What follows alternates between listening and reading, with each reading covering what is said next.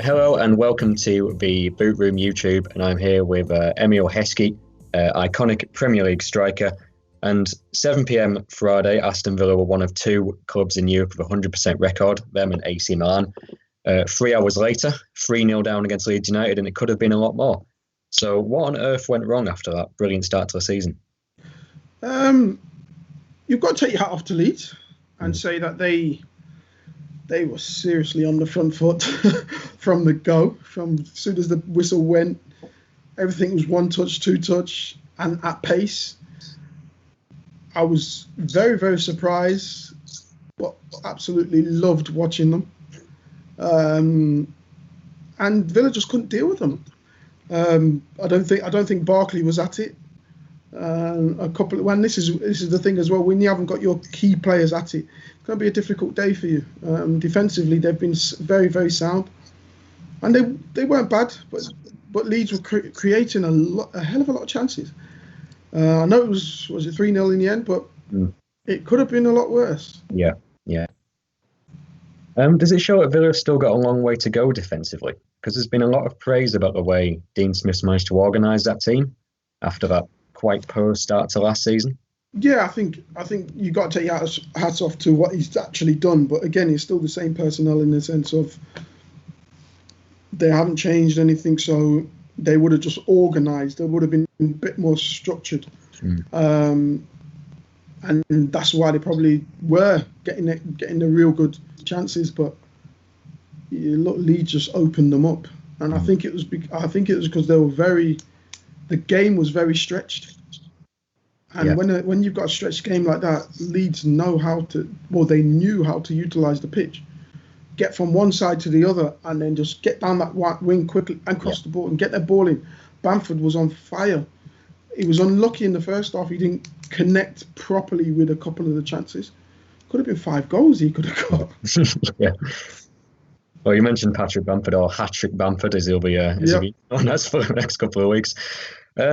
Obviously, England are not short of top quality centre forwards, but as people like Danny Ings and Calvert-Lewin have shown, you only need maybe 3 or 4 good solid months of goal scoring to maybe force your way into the team. And Southgate's given out a lot of debuts since he's taken charge. Is it just a small chance maybe that Bamford could push himself into contention? I think if he keeps up this run of form, there's no way Gareth wouldn't put him in the actual squad. Yeah. Playing is another thing. Yeah. But putting him in the squad, be around the players, because I'll tell you now, training with your club as opposed to training with the national team is 2 totally different things. Yeah. You think training with your club, the tempo's high. When you go with the national team, the tempo goes up tenfold. Everything's pinged around, everything's quick. Yeah. And, intensity is crazy. So you've got to get people around. You'll have to get people in, especially this is where I think Gareth has done really good, where he's brought young lads in. Yeah. See how they cope around the training, see how they cope around the lads. And then for the next possibly 2 or 3 camps down the road, you'll know if they carry on doing good things within their club football, then you know that they can actually come in and start playing. Yeah.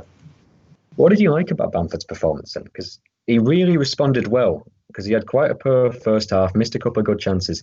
Does it just show that he's got that mentality now where it's that ironclad feeling of even if I do miss a couple of chances, I'll still get a couple more and I'll put them away? Well, he's always had that.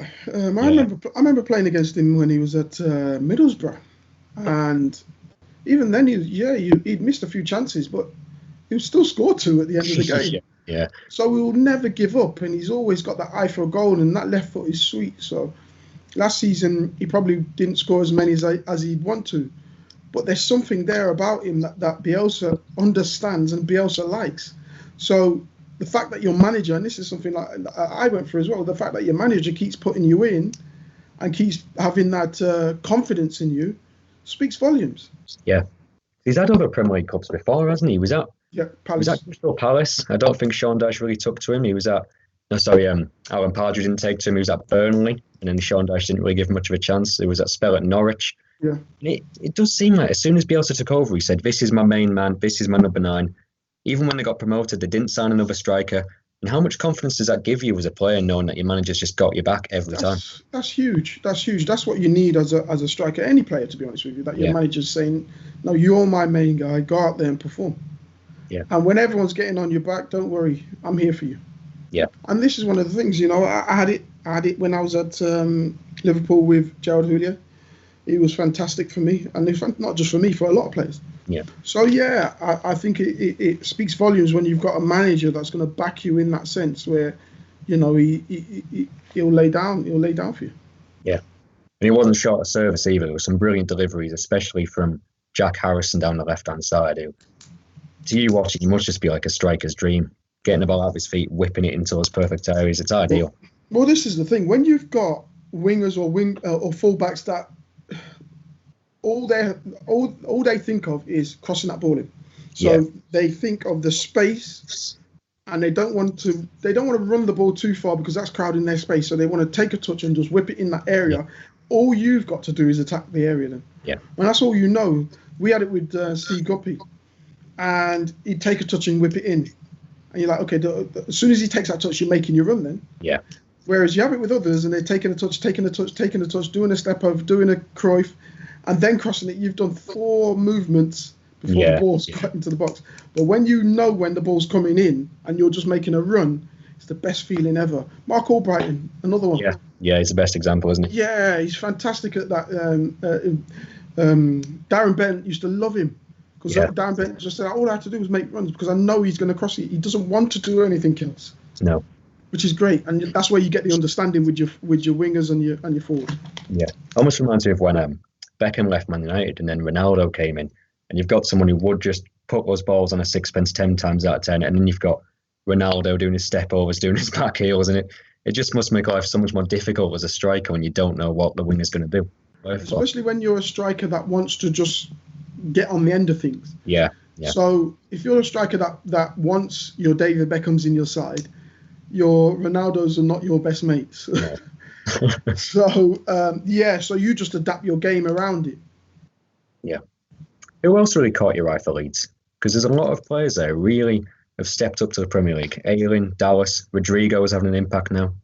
I think Rodrigo's he's took his time, but I think he's brought something to the game. Yeah. To the team. Emile, the right back, right? Yeah. Jesus, he's got. He makes me tired watching him. As I like to go. I'm out of breath when I see him going up and down. I'm like, wow, where does he get that energy from? But again, these guys train that way, and it's exciting to see that they're training in a certain way that when they go out on the pitch, it just looks effortless to them. Yeah. Like I said, Villa Park is a huge pick. Yeah. But they made it look small. Yeah, they did. So how far can Leeds go this season, do you reckon? Because they haven't really looked second best in any game apart from... No, they haven't. But again, it's a long season, so you don't want to get carried away.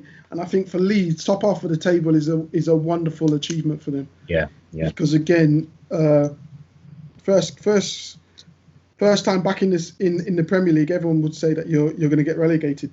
Yeah. But Bielsa's he's done something right. That he's got them super fit, and that's one key thing to it. One key element is to get players super fit. Yeah. And then the next week he's having a game plan. Calvin Phillips, he wasn't there. No, for 6 weeks. Yeah. So, but they still had players that were ready to step up to the plate because of the way that they train, and because of their fitness. Players understand every position. Yeah. It should help as well. The Premier League's, it's just a smaller league. They've gone from 46 games to 38. They've got a bigger squad because they've signed well. So you'd think his style of football, where it's very high octane for full 90 minutes, it'll probably be a little bit easier to carry through a whole season now. Well, yes, but again, the pressures of the Premier League is a lot higher than the pressures of the Championship. Yeah.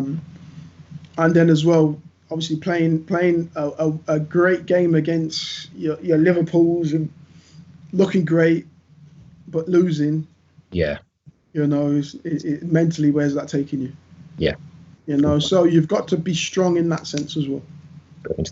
Well, we'll have to wait and see how Leeds get on, but I think they might do all right this season. But if you like this video, please like, share, and subscribe.